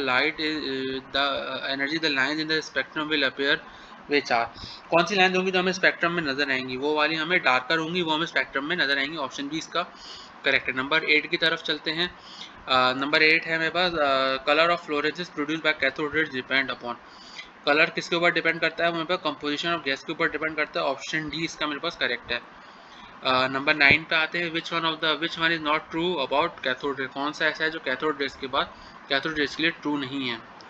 तो 9 का है मेरे पास option D, can not ionise, ये आयोनाइज हो सकती हैं, तो ये ऑप्शन डी इसके लिए इनकरेक्ट है। आप नंबर 10 पे आते हैं। Positive rays are produce, positive rays कैसे प्रोड्यूस होती हैं, पॉजिटिव रेज जो है वह by bombardment of cathode rays on the gas molecule, option C इसका करेक्ट है। नंबर 11 पे आते हैं। Fast moving neutron can eject from nitrogen, अगर कोई इलेक्ट्रॉन न्यूट्रॉन नाइट्रोजन में हो तो उसको कैसे इजेक्ट किया जा सकता है, उसको अल्फा रेस की फॉर्म में रिजेक्ट किया जा सकता है, ऑप्शन बी इसका मेरे पास करेक्ट है। नंबर 12 पे आते हैं। Rutherford planet light structure was defected and unsatisfactory because, Rutherford का जो स्ट्रक्चर था वो क्यों डिफेक्टेड और अनसेटिस्फैक्ट्री था, वो सबकी वजह से था क्योंकि moving electron accelerate towards nucleus, continuous spectrum behaviour of electron remain unexplained, यानी जो इलेक्ट्रॉन का बिहेवियर था उसके अंदर अनएक्सप्लेन्ड था, तो ऑप्शन डी इसका करेक्ट है, ऑल इसका करेक्ट आंसर है, ऑप्शन डी। नंबर 13 पे आते हैं। The relationship between the energy of a photon of a light and its frequency is given by, कैसे दिया जाता है, वो दिया जाता है मेरे पास Planck's quantum theory, option C मेरे पास करेक्ट है। नंबर 14 पे आते हैं। The splitting of spectral lines when atom is subjected to the magnetic field is called, उसको कहते हैं जीमेंस इफेक्ट, ऑप्शन ए मेरे पास इसका करेक्ट है। The velocity of a photon, velocity of the photon किसके ऊपर डिपेंड करती है, वो डिपेंड करती है is independent of wavelength, option A इसका करेक्ट। नंबर 16 पे आते हैं। Which one of the following explain the shape of orbitals, option B इसका करेक्ट है, एजीमुथल क्वांटम नंबर।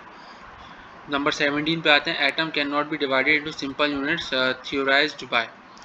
किस सिंपल यूनिट में किस डिवाइड नहीं हो सकता, ये किसने कहा था, ये कहा था डेल्टन ने, ऑप्शन बी करेक्ट है। नंबर 18 पे आते हैं, सॉरी नंबर 18 ऊपर चला गया। Number 18, pressure in a gas discharge tube was kept. Discharge tube में प्रेशर कितना रखा गया था, 0.01 टॉ रखा गया, तो ऑप्शन डी करेक्ट है। नंबर 19 पे आते थे, number of fundamental principle in an atom of the highest isotope in a carbon are. Carbon में कितने होते हैं फंडामेंटल पार्टिकल्स, वो होते हैं मेरे पास 18, ऑप्शन सी इसका करेक्ट है। नंबर 20 पे आते हैं, angle deflection was study bye. Angle deflection किसने स्टडी किया था, जे पेरिन ने किया था, ऑप्शन डी इसका करेक्ट आंसर है। नंबर 21 पे चलते हैं, increase in atomic number is observe by. Increase in atomic number कैसे ऑब्जर्व करते हैं, बीटा एमिशन, जो बीटा रेज मेरे पास इमिट होती है, ऑप्शन बी इसका करेक्ट है।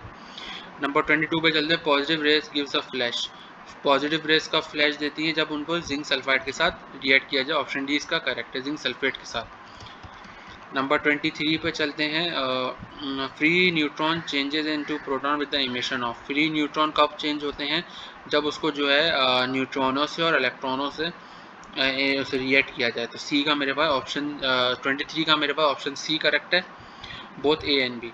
The value of E charge to mass ratio of an electron. Charge to mass ratio of electron की क्या वैल्यू होती है, 1.7588 10⁻11 कोलम पर किलोग्राम, ऑप्शन डी मेरे पास करेक्ट है। 25 पे आते हैं, charge of an electron is measured by. Charge of electron किसने मेजर किया था, मेलिकन ने मेजर किया था, ऑप्शन बी इसका करेक्ट है। Rutherford bombarded dash particles into a nuclear. Rutherford ने कौन से पार्टिकल्स किए थे, अल्फा पार्टिकल्स किए थे, 26 का ऑप्शन बी करेक्ट है। 27 पे आते हैं, Planck's theory says that energy is emitted in discontinued manner, तो 7 और 27 का मेरे पास ऑप्शन बी करेक्ट है। 28 पे आते हैं, angular momentum of an electron. Angular momentum किस तरीके से देते हैं, NH/2π, ऑप्शन डी इसका मेरे पास करेक्ट है। Second orbit is dash away from nucleus of hydrogen atom as compare to the first orbit is.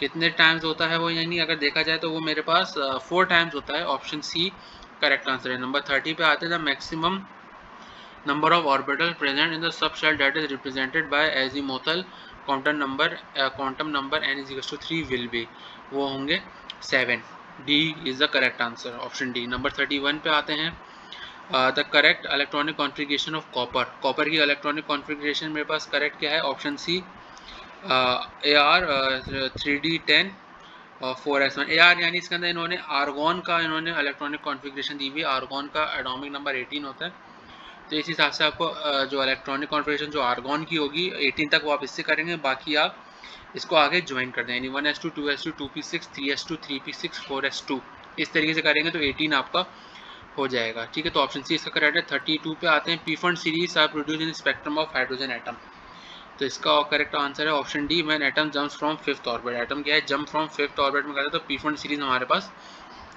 Produce होती है। नंबर 33 पे आते हैं, एटम और atomic orbitals have same energy are called degenerated orbitals, option A मेरे पास correct है। Sommerfeld modification in Bohr model is. Sommerfeld जो मॉडिफिकेशन जो गई थी, ऑर्बिट इज इलिप्टिकल, यानी ऑर्बिट के एलिप्स की इलिप्टिकल होता है। नंबर 35 पे आते हैं, when electrons collide with heavy metals then dash are produce. क्या प्रोड्यूस होती हैं, एक्स-रेज प्रोड्यूस होते हैं, 35 को option C is the correct. Number 36 पे आते हैं, Planck's equation is. Planck's equation कौन सी होती है, प्लैंक्स इक्वेशन मेरे पास है E=hv, तो ऑप्शन सी मेरे पास करेक्ट है। 37 पे आते हैं, atom with higher atomic number produces X-rays. किसका होता है, जो उसकी वेवलेंथ हमारे पास क्या होती है, शॉर्टेज होती है, shorter wavelength, option A correct है। 38 पे आते हैं, wavelength of electron was verified. Wavelength किसने वेरीफाइड की थी, डेविजन एंड गैम्बर ने की थी, option B is the correct. 39 पे आते हैं, space around nucleus where finding probability of electron is maximum called. कहाँ पे हम इलेक्ट्रॉन ज़्यादा ज़्यादा फाइंड कर सकते हैं, ऑर्बिटल में फाइंड कर सकते हैं न्यूक्लियस की, यानी जहाँ पे, ऑप्शन इज द करेक्ट। 39 40 पे आते हैं, quantum number which tells the energy of electron is n, option is the correct. 41 पे आता है, electronic configuration of potassium is. Potassium की क्या होती है मेरे पास, पोटेशियम का नंबर होता है 19 और आर्गॉन की जो 18 होती है, तो उन्होंने आर्गॉन का लिखा हुआ है ऐसे, तो आप 4s1 आएगा, तो इसका ऑप्शन बी मेरे पास 41 का करेक्ट है। 42 है dash can expel protons and from paraffins, कौन है जो प्रोटॉन्स को पैराफिन्स में से निकाल लेता है? Option C neutron is the correct answer. 43 Millikan use dash in atomiser, क्या यूज़ किया था उसने? उसने जो है यूज़ किया था ऑयल यूज़ किया था, option C is the correct. Centrifugal force are balance in atom by, centrifugal force atom के अंदर कैसे बैलेंस्ड होती है? वो बैलेंस्ड होती है अट्रैक्टिव फोर्स की वजह से, option A is the correct. 45 spectrum is produced due to different wavelength, option is the correct। when 46 पे आते हैं, when 6d orbital is complete the entering electrons goes into, जब 6 ऑर्बिटल है तो एंट्रिंग इलेक्ट्रॉन्स किसके अंदर जाते हैं? एंट्रिंग इलेक्ट्रॉन्स जाते हैं 7p के अंदर, p ऑर्बिटल के अंदर जाते हैं, option C is the correct. सही है। 47 पे आते हैं, when electron jump from orbit 1 then the series obtain, जब 41 जो सॉरी ऑर्बिट 1 में जाता है तो वो लेमन सीरीज होती है, ऑब्वियसली बात है फर्स्ट हमेशा लेमन सीरीज होती है, ऑप्शन इज द करेक्ट। 48 पे आते हैं, neutron moving with an energy 1.2 with energy 1.2 MeV electron volt are called, कौन से होती है? वो होती है फास्ट न्यूट्रॉन होता है, option is the correct. Splitting of spectral lines when atoms are subjected to the different electric field is called, कौन सा कहलाते हैं? वो मेरे पास कहलाते हैं स्टार्क इफेक्ट कहलाते हैं, option B is the correct. Number 50 है, 3 quantum number have drive from Planck's constant, we drive from the equation of, कौन से इक्वेशन है ये मेरे पास? स्क्वाड्रिनर इक्वेशन है, ऑप्शन सी इसका मेरे पास करेक्ट है। ठीक है स्टूडेंट्स, तो मैं इसी वीडियो में जो है चैप्टर नंबर 6 को भी कवर कर लेता हूँ, तो 4, 5 और 6 आपके जो है इंशाल्लाह इसके अंदर कवर हो जाएंगे। फिर इंशाल्लाह बाकी वीडियो से मैं 3 चैप्टर्स करके आपका क्लास 11 कंप्लीट कर दूंगा, फिर मैं मैथ्स पे आऊँगा क्लास 11 की, फिर मैं क्लास 12 का शुरू करूँगा। सही है, तो चैप्टर नंबर 6 मेरे पास जो है केमिकल बॉन्डिंग से रिलेटेड है। केमिकल बॉन्डिंग आपको पता है क्या होता है? दो एटम्स को लार्ज वैरायटी ऑफ फॉर्म के कंपाउंड में हेल्ड करना, तो उसको केमिकल बॉन्ड कहते हैं। अब कॉजेज ऑफ कॉम्बिनेशन होता है मॉलिक्यूल्स इन ऑक्टेट हैं।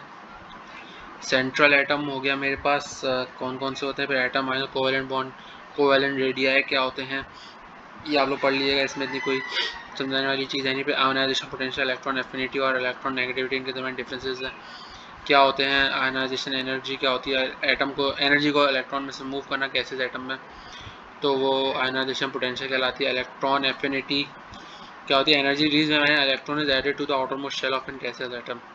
Electronegativity tendency of an atom to hold to attract a shared pair of electron। सही है स्टूडेंट्स, आप पढ़ लीजिएगा, इसमें सारे वो बताए हुए कि क्या क्या ट्रेंड क्या होता है, लेफ्ट और टू इंक्रीज, राइट डिक्रीज होती है, इंक्रीज होती है, सारी लेफ्ट टू राइट इंक्रीज होती हैं पीरियोडिक टेबल में। फिर इसके exceptional cases of ionisation energy के, किस में ज़्यादा होती है किस में कम होती है, तो ये आप लोग पढ़ पे इन्होंने जो है इसके अंदर हमें ionic bond, covalent bond, coordinate bonding के बारे में उन्होंने बताया हुआ है कि आयोनिक बॉन्ड में वन शेयर पेयर होती है, कोवेलेंट बॉन्ड में जो है म्यूचुअल शेयर होती है, और कोऑर्डिनेट बॉन्ड में जो है डोनेशन ऑफ इलेक्ट्रॉन, जो लोन पेयर होता है कोऑर्डिनेट बॉन्ड में उसकी हमारे पास जो है बॉन्डिंग होती है। सही है, फिर इसमें टाइप्स ऑफ बॉन्ड जो होते हैं मेरे पास मोर इलेक्ट्रोपॉजिटिव होते हैं, और कोवेलेंट जो है मेरे पास एटम्स और नॉन मेटल्स में होती है। कोऑर्डिनेट जो है मेरे पास डेफिशिएंट अदर ग्रुप होती है जिसमें इलेक्ट्रॉन का लोन पेयर होता है। ठीक है, अब इन्होंने प्रॉपर्टीज़ बताई हुई कोवेलेंट कंपाउंड्स और आयोनिक कंपाउंड्स क्या होती है? कंडक्टिविटी है, अलाइनमेंट है, रिएक्टिव रेट है, सॉल्युबिलिटी है। सही है, अब इन्होंने कोवेलेंट बॉन्ड बताए हुए, पोलर क्या होते हैं, नॉन पोलर क्या होते हैं मैं बता देता हूँ। Polar covalent bond, non polar वो होता है जिसके अंदर जो दो डिसिमिलर एटम्स होते हैं जिनकी इलेक्ट्रोनेगेटिविटी तक का डिफरेंस दोनों दरमियान 1.7 होना चाहिए। और नॉन पोलर क्या होते हैं? जिनके अंदर सिमिलर एटम्स होते हैं उसका इलेक्ट्रोनेगेटिविटी को हम नेग्लिजिबल यानी कंसिडर ही नहीं करते। ठीक है, इसमें जो है फिर the share pair of electrons is equally attracted by the two bonded nucleus, equally attracted होते हैं इसके अंदर के, और पोलर के अंदर अनइक्वली होते हैं। सही है, वैलेंस शेल का कॉन्सेप्ट है, रिपल्जन थ्योरी इन्होंने बताई हुई, VSEPR जो मेथड होता है मेरे पास लोन पेयर वाला है इसके अंदर। फिर इंट्रोडक्शन किसने किया था इसका? सिडविक ने, पोवेल और नेवलम और गिलेस्पी ने। फिर इसके पोस्टुलेट्स हैं, फिर इसके लिमिटेशंस हैं कि क्या इसके अंदर इन्होंने लिमिटेशन VSEPR थ्योरी किस पे अप्लाई होती है। फिर इन्होंने यहाँ पे इलेक्ट्रॉन का अरेंजमेंट बताया हुआ है कि क्या अरेंजमेंट, ट्राइगोनल, प्लेनर, टेट्राहाइड्रल। फिर वैलेंस बॉन्ड थ्योरी VBTR होता है, इसके अंदर VBT होती है। सिग्मा बॉन्ड पाई बॉन्ड क्या होता है? Sigma bond pi bond important होता है, ये आता है the bond form by linear overlapping of two half-filled atomic orbitals of adjacent atom, and atomic orbital adjacent atom के होते हैं वो सिग्मा बॉन्ड बनाते हैं, और पाई बॉन्ड के साइड वाइज होते हैं, जो साइड के जो दो ओवरलैपिंग बॉन्ड होते हैं पैरेलल एटॉमिक ऑर्बिटल के, वो पाई बॉन्ड बनाते हैं। चाहिए अब इन्होंने formation of some important compound दिया हुआ है कि कौन कौन से कंपाउंड्स के अंदर फॉर्म होते हैं, ठीक है। तो अब जो है इसके अंदर स्ट्रक्चर आ गए, जो हाइब्रिडाइजेशन होती है sp2 sp3, हमेशा याद रखिएगा जो sp2 वाली sp3 सिंगल बॉन्ड होती है, sp2 जो है डबल होती है, और sp जो है ट्रिपल बॉन्ड होती है। ये सारे इन्होंने बताए हुए हैं कि बॉन्ड ऑर्डर के कौन सा है, फिर बॉन्ड एनर्जी आती है, फिर बॉन्ड लेंथ के बारे में इन्होंने बताया हुआ है कि the distance between the nuclear of two forming atoms of covalent bond. फिर उन्होंने बताया हुआ है कि हाइब्रिडाइजेशन कौन कौन सी टाइप की किस्में होती है, एप्लीकेशन में, फिर डायपोल मोमेंट आ गई इसके अंदर। ये सारे मैं इसलिए इसको स्किप कर रहा हूँ कि ये आप लोगों को पता होगा, मेरा फोकस एमसीक्यूज़ पे है, ठीक है। तो अब इसके एमसीक्यूज़ शुरू हो गए, तो इसके अब हम एमसीक्यू डिस्कस करते हैं, ठीक है। तो इसका पहला एमसीक्यूज़ है मेरे पास, the relative attraction of nuclei for the electrons in a chemical bond is called, तो वो मेरे पास कहलाता है electronegativity. Option C is the correct. The ionisation energy generally increases from left to right in the period, कब increase होती है, left to right in the period, तो option A is the correct. Number 3, which of the following have a highest value of electron affinity, किसकी जो highest value of electron affinity होती है, option B is the correct, chlorine. which type of bond is formed by overlapping of p orbital, p orbital को overlapping करने से कौन सा होता है, pi bond भी होता है, sigma bond भी होता है, option C both is the correct। The octet rule does not allow hold for which of the following atom, octet rule किस पे अलाउ नहीं होता, वो मेरे पास है p phosphorus पे अलाउ नहीं होता, D is the correct।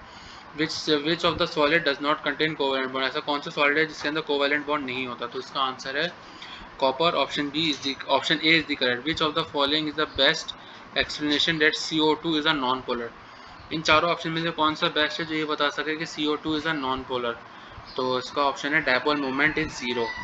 Dipole moment जो कार्बन डाइऑक्साइड होता है उसमें जो है हमेशा जीरो होती है, option D is the correct. Shielding affect across the period, shielding effect जो होती है पीरियड के अक्रॉस, वो क्या होती है, कांस्टेंट होती है, option D, option C is the correct। नंबर 9, which one is not the absolute term of the element, कौन सी है जो absolute term of the element नहीं है, वो है मेरे पास electronegativity, option C is the correct. Which number 10 पे आते हैं, which one has a maximum number of unpaired electrons, किसके ज़्यादा नंबर ऑफ अनपेयर्ड इलेक्ट्रॉन होते हैं, ऑप्शन बी Y7 के। The molecule having a pi bond, molecule जिसका pi bond होता है वो कौन है, O2, option C is the correct. When two lone pair and two bond pair are around the central atom, radiations in the bond angle is up to, reduction in the bond angle कितनी होती है, वो मेरे पास होती है 104.5 degree, option B correct है। Number 13 पे आते हैं, the in oxygen in O2 each oxygen is hybridize by an, इसके अंदर कौन सी हाइब्रिडाइजेशन होती है, ऑक्सीजन में हमेशा sp2 हाइब्रिडाइजेशन होती है, option B is the correct. Molecular orbitals are filled according to, molecules जो ऑर्बिटल होते हैं वो किसके अकॉर्डिंग फिल होते हैं, एवरी अबॉव प्रिंसिपल में भी होती है, पॉली एक्सक्लूसिव प्रिंसिपल भी होता है, हुंड्स रूल भी होता है, तो इसका ऑप्शन डी करेक्ट है 14 का। 15 का मेजरमेंट और degree of polarity is dipole moment, 15 का है ऑप्शन डी।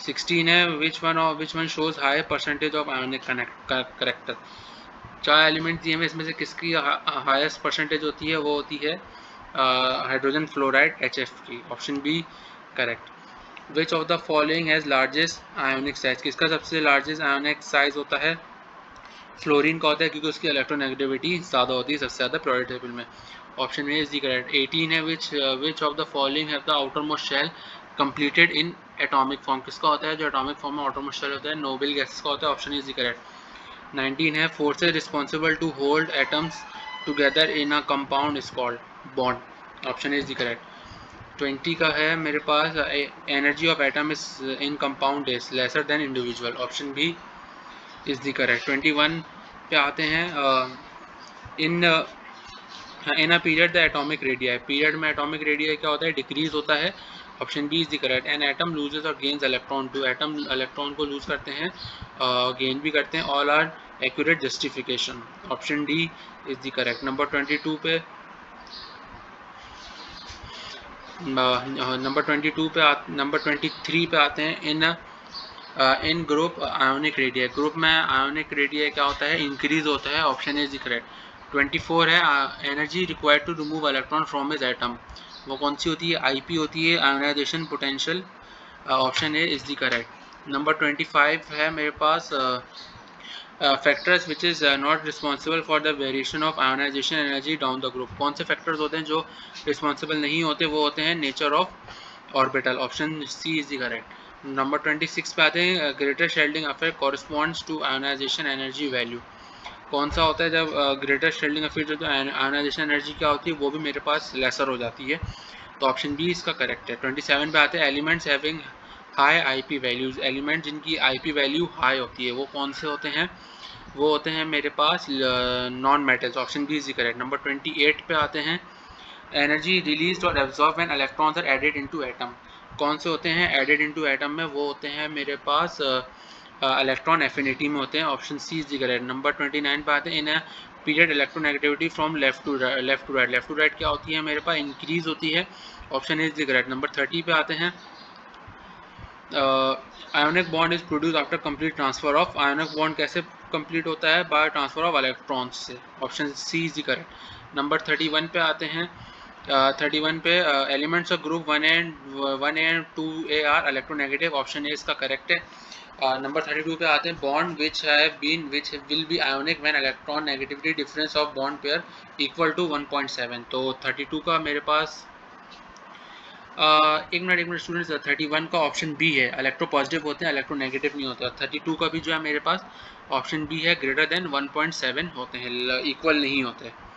से नंबर 33 पे आते हैं, नंबर 33 पे mostly ionic compounds of produce in between of element, ionic compound किसके दरमियान प्रोड्यूस होते हैं, 1A 2A और 7A के दरमियान होते हैं, सही, ऑप्शन बी इसका करेक्ट है। नंबर 34 पे आते हैं 34 पे है which of the following pair has a polar covalent bond, तो इसका मेरे पास है ऑप्शन है hydrogen fluoride HF। The Lewis acids are ionic deficient, option A इसका करेक्ट है 35 का। 36 का है मेरे पास 36 है sharing of one pair of electron by one species form, sharing of one electron कहाँ होती है, वो मेरे पास होती है कोऑर्डिनेट कोवेलेंट बॉन्ड में होती है, option D is the correct of 36। 37 पे आते हैं bond angle in water molecule, bond angle in water molecule कितना होता है, 104.5 डिग्री होता है, option B is the correct. 38 पे आते हैं the geometry of ammonia, ammonia की ज्योमेट्री कैसी होती है, वो मेरे पास होती है ट्राइगोनल पैरामाइडल, पिरामिड की तरह होती है यानी, option D is the correct. 39 पे आते हैं orbital of the same energy produce mixing orbital of different energy are called, वो होते हैं हाइब्रिड ऑर्बिटल्स, 39 का option D is the correct. Number 40 पे आते हैं by combining n orbit atomic orbital number of hybrid orbitals will be, n orbitals combine hybrid orbital कितने हो जाएंगे, एन ही रहेंगे, option B is the correct. Number 41 पे आते हैं, नंबर 41 मेरे पास है इन sp3 हाइब्रिडाइजेशन, sp3 हाइब्रिडाइजेशन में क्या होता है 1p and 3s orbitals are involve, option B is the correct of 41। Number 42 पे आते हैं geometry of simple molecule having sp3 orbit is tetrahedral, option B is the correct. Number 43 पे आते हैं 43 geometry of molecule which with a pyramidal if the outer most shell of central atom has 3 bond pair and 1 lone pair, option A is the correct 43 का। 44 पे आते pi bond are produced by overlapping of unhybrid orbitals, option B, option A is the correct। 45 पे आते हैं 45 पे according to VSEPR theory model the geometry of a molecule having 5 bond pair in outermost shell, जब 5 bond pair in outermost shell होंगे तो उसकी geometry क्या होगी, उसकी ज्योमेट्री होगी मेरे पास ट्राइगोनल बाय पैरामाइड, यानी 2 पैरामिड्स की तरह उसकी ज्योमेट्री होगी। नंबर 46 पे आते हैं in molecular orbital which have greater energy than atomic orbital is called, वो क्या कहलाते हैं, वो मेरे पास कहलाते हैं anti bonding molecular orbital, option B is correct. 47 पे आते हैं molecular orbital which have energy greater than the atomic orbitals are called, 46 का ऑप्शन बी है। 47 unpaired electron in molecule gives paramagnetic character, 47 का option B is correct. Bond order of N2 molecule, bond order of nitrogen का क्या होता है, मेरे पास होता है 3, option C is correct. Product of charge and distance is called dipole moment, option D is correct. Last है इसका number 50 unit of dipole moment, dipole moment का यूनिट क्या होता है, डी बाय होता है, ऑप्शन ए इज करेक्ट। ठीक है स्टूडेंट, तो यहाँ पे चैप्टर नंबर 6 की भी MCQs मैंने आपके साथ डिस्कस की, आपको समझाए भी कुछ। उम्मीद है आप लोगों को ये वीडियो पसंद आएगी। मैंने 3 चैप्टर इसके अंदर ख़त्म कर दी, 4, 5, 6। इंशाल्लाह आगे वाली आने वाली वीडियोस में मैं क्लास ले आऊँगा। मेरे पास से अभी भी हैं 5 चैप्टर्स बचे हुए हैं, तो इंशाल्लाह उसको भी कंप्लीट करके मैं फिर इंशाल्लाह मैथमेटिक्स पे आऊँगा। ठीक है स्टूडेंट्स, तो उम्मीद है आप लोगों को मेरी वीडियो पसंद आई होगी। तो वीडियो पसंद आई होगी तो चैनल को सब्सक्राइब कीजिए, लाजमी बेल आइकन को प्रेस कीजिए, वीडियो को लाइक कीजिए, शेयर कीजिए। मिलते हैं अगली वीडियो में। बहुत बहुत ख्याल रखिएगा। अल्लाह हाफ़िज़।